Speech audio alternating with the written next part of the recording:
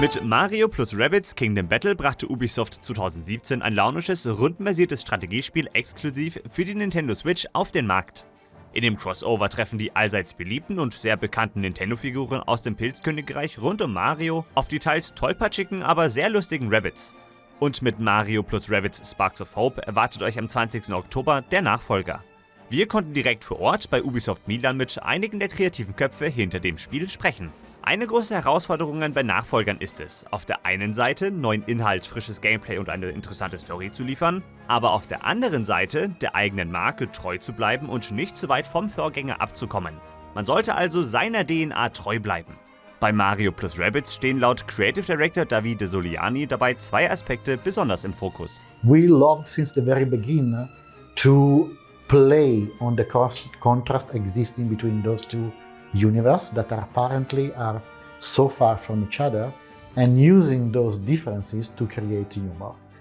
On top of that, of course, because we were developing a combat adventure game and we are tactical lovers, we focused on creating something that was very accessible for people, but the more they get to know the game, the more they discover that there is even more.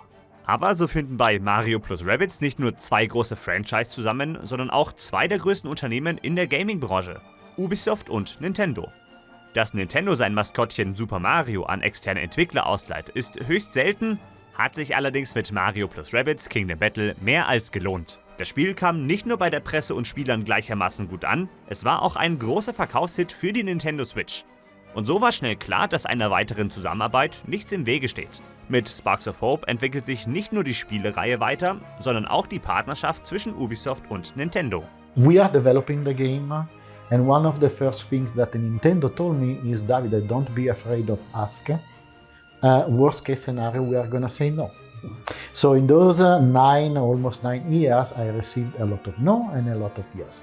So every time, of course, I'm trying to expand my request, and I think we requested quite a lot this time.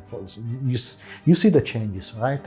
In the first game, you were able to control Beeple instead of the character, both in combat and exploration, and the reason behind that was we needed to explain to the player, even in a screenshot or in a video, that this was not a platform game.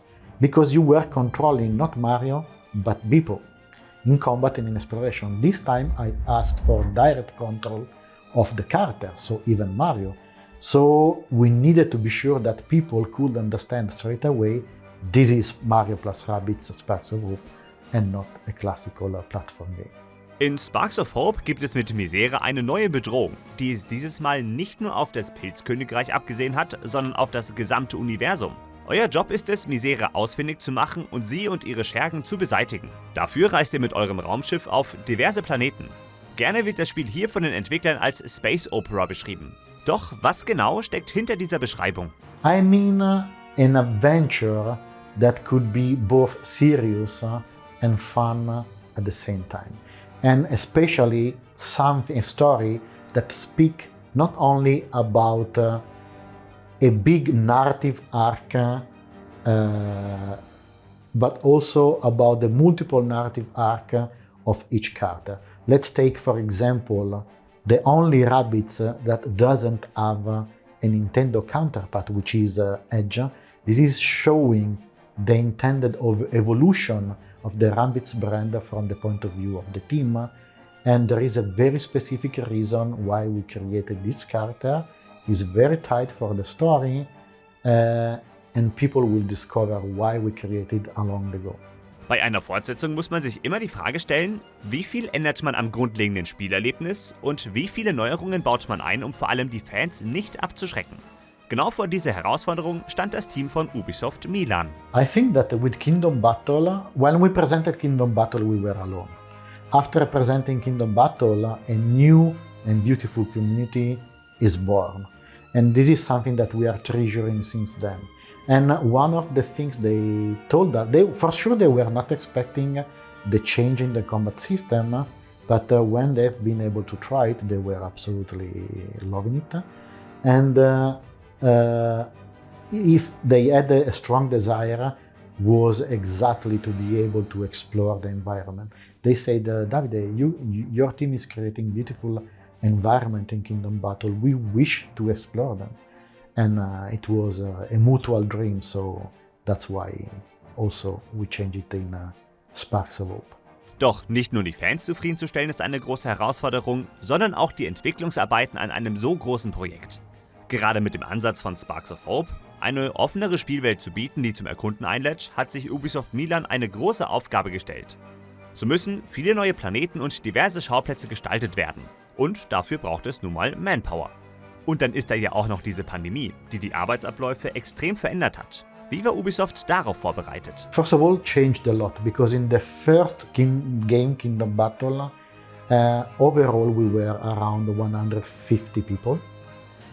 And in Sparks of Hope, because of the new ambition and the intention of creating planets with open exploration, direct control, we reached a peak of 400 people. So this is way more than double the size of the team, which is already very challenging in terms of management and communication. On top of that, gracefully, the coronavirus was so kind to create the pandemic, so we were forced to work from home. That required extra effort in terms of management and communication. Luckily, because of the nature of the project and the structure, we were already working with multiple sites. For example, in this game, there is not only Milan and Paris, there is Milan, Paris, Montpellier for extra animation needs on the dialogue animation.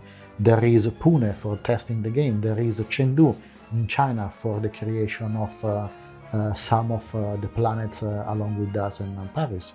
So it was already a multi-site kind of production, and this required already us to speak and communicate and manage through video conference call tools. And the pandemic kind of exaggerated this need, but we were already ready for the impact. So it was harder, but we were already